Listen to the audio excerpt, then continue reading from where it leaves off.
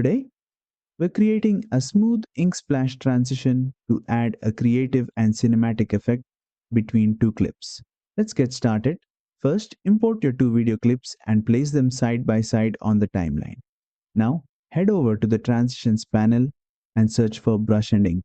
Once you find it, drag and drop the transition between your clips. If I start playing the video, this is how the transition looks.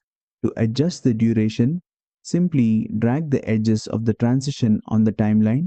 You can also fine-tune it from the right side editing panel, where you'll find more customization options.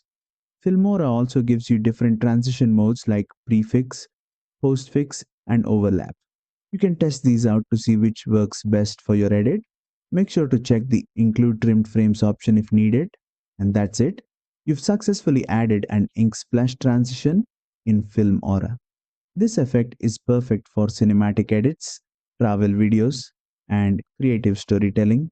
If you found this tutorial helpful, don't forget to like, share, and subscribe for more Filmora editing tips